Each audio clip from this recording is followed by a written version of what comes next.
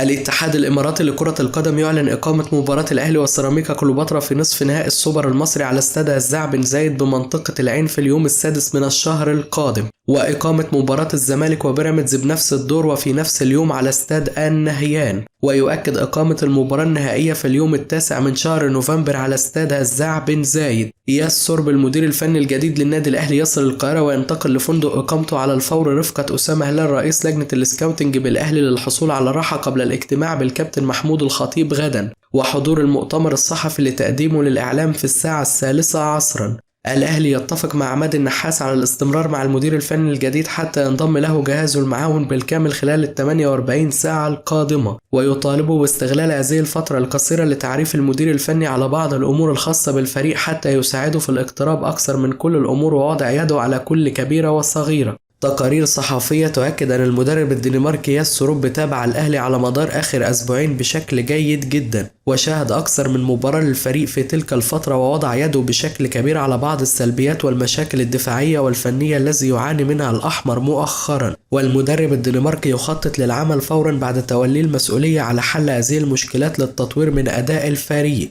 الكابتن محمود الخطيب يتمنى أن يبدأ إياس سورب مشواره مع الفريق بتحقيق أكثر من انتصار مقنع للجماهير حتى يحصل على ثقة ودعم الجماهير من البداية، وألا تكون بدايته مثل بداية ريبيرو المدير الفني السابق والذي افتقد دعم وثقة الجماهير من أول مبارياته مع الفريق. الأهلي يمني النفس أن يكون لعادل مصطفى دور مؤثر مع الجهاز الفني وألا يكون دوره مجرد كمالة عدد فقط، وأن يستمع له المدرب الدنماركي في بعض الآراء خصوصا في فترته الأولى. عماد النحاس يعتذر للكابتن محمود الخطيب مجددا عن فكرة التواجد في لجنة التخطيط أو منصب نائب المدير الفني لقطاع الناشئين بعد رحيله عن الجهاز الفني، ويؤكد له أنه يملك عروض حاليا ويميل للعمل كمدير فني. الأهلي يقرر صرف مكافأة إجادة لعماد النحاس وأمير عبد الحميد ومحمد نجيب بعد رحيلهم عن الجهاز الفني.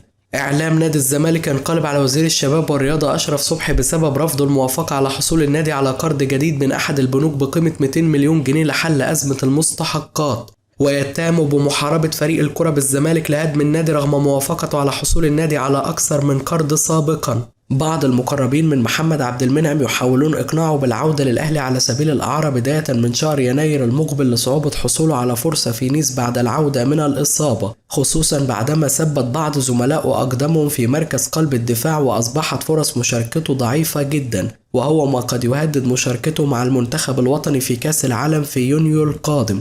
المنتخب الوطني الثاني الذي يقوده حلمي طولان يخسر بثنائية نظيفة أمام المنتخب المغربي وديا استعدادا لبطولة كأس العرب التي ستقام في الفترة القادمة، وذلك في المواجهة التي لعبت بعيدا عن الأضواء وبدون جماهير، وسجل فيها محمود بن تايج ظهير أيسر نادي الزمالك هدف منتخب بلاده الثاني في مرمى منتخبنا الوطني.